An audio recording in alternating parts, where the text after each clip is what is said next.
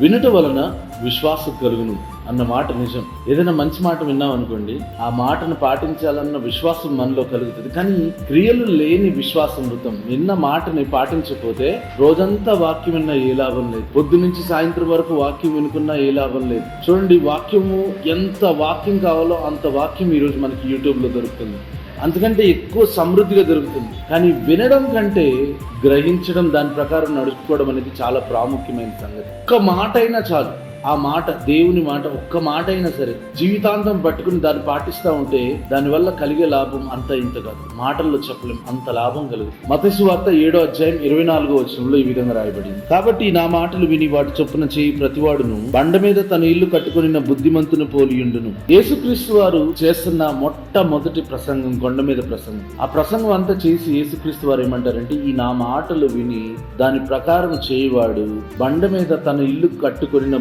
బుద్ధిమంతుని పోలి ఉన్నారు. హైదరాబాద్ పట్టణంలో మరి 20-30 సంవత్సరాల క్రితం ఈ ల్యాండ్ రేట్లన్నీ కూడా చాలా తక్కువగా ఉన్నాయి. అప్పుడు కొనుక్కున్న వారందరూ కూడా ఇప్పుడు కోటీశ్వరులుగా ఉన్నారు. అప్పుడు నిర్లక్ష్యం చేసిన వాళ్ళందరూ కూడా ఇప్పుడు చాలా బాధపడతా ఉంటారు. అలాగే దేవుని మాట కూడా అంత గొప్పది. విన్నయి దాని ప్రకారం నడుచుకునేటప్పుడు కొంచెం కష్టంగా ఉండొచ్చు, ఇబ్బందిగా ఉండొచ్చు. కానీ దాని ప్రకారం నడుచుకుంటున్నప్పుడు కాలం గడుస్తున్న కొద్దీ ఎలాగైతే బండ మీద ఇల్లు కట్టుకుని బుద్ధిమంతుడు ఏ విధంగా అయితే తక్కువ స్థాయిలో నుంచి కోటీశ్వరుడిగా మార్చబడతాడో, మనం కూడా దేవుని మాట విని దాని ప్రకారం నడుచుకున్నప్పుడు బుద్ధిమంతుడు వలే ఉంటాం, ఆశీర్వదించబడతాం. దేవుని మాటను అనుసరించి నడవడం కొంచెం కష్టమే, కానీ లాభం పొందుతామన్నది మాత్రం గ్యారెంటీ. ఖచ్చితంగా లాభం పొందుతాం, ఖచ్చితంగా ఆశీర్వదించబడతాం, ఖచ్చితంగా 100 రెట్లు మనం తిరిగి పొందుకుంటాం. కాబట్టి దేవుని మాటను వినడం కంటే ఆచరించడం ఇంపార్టెంట్.